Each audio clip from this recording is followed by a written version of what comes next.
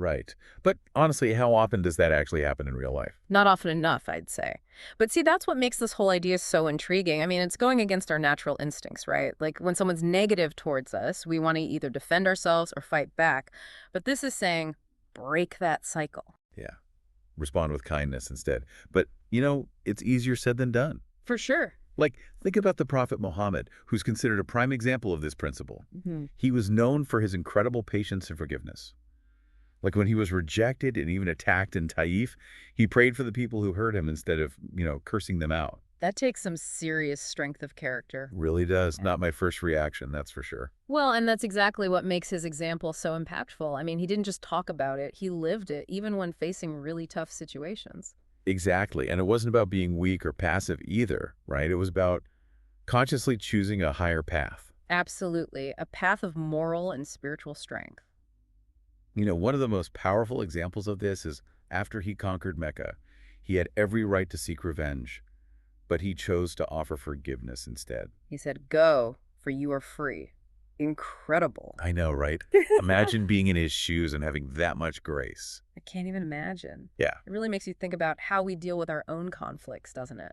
It does. Forgiveness can be tough, but it's often the key to healing and moving forward. it really is. It's about breaking free from that cycle of negativity. Oh, and there's another story about the prophet. Remember the one with the Bedouin who was kind of rude when asking for charity? Yeah, he didn't get angry or anything, just smiled and gave him what he needed. Exactly. That's true strength right Yeah. there.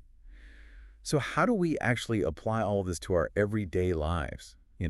Because it's one thing to admire these stories, but another to actually live by them. It is. It is. Well, I think it all starts with being aware, like recognizing when negativity is triggering a defensive reaction in you. And then instead of just reacting impulsively, take a moment, pause, consider how you can break free from that negativity loop. So instead of an eye for an eye, we choose forgiveness. Exactly. Meet harsh words with calmness and wisdom. And even if someone dislikes you, treat them with sincerity. It might not always be easy, but it's about making a conscious effort to respond differently. It really is the different way of thinking.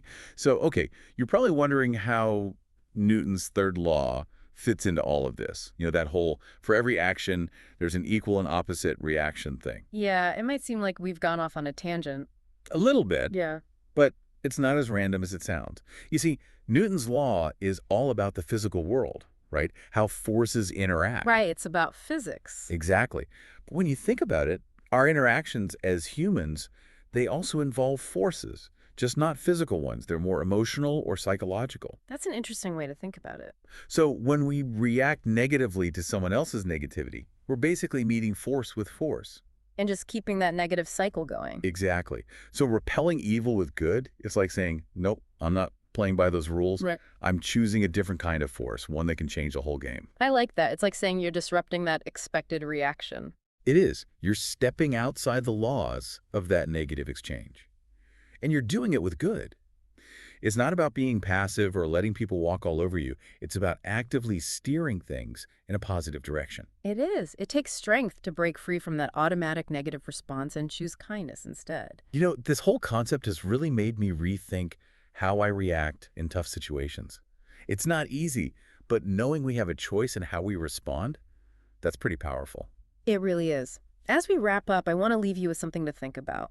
Can you recall a time when someone reacted to your negativity with kindness? How did that make you feel? That experience might give you some valuable insights into how you can apply this principle in your own life. That's a great question for everyone to ponder. And with that, we'll wrap up this deep dive. Thank you so much for joining us. Until next time. Absolutely. Take care, everyone. Bye. Bye.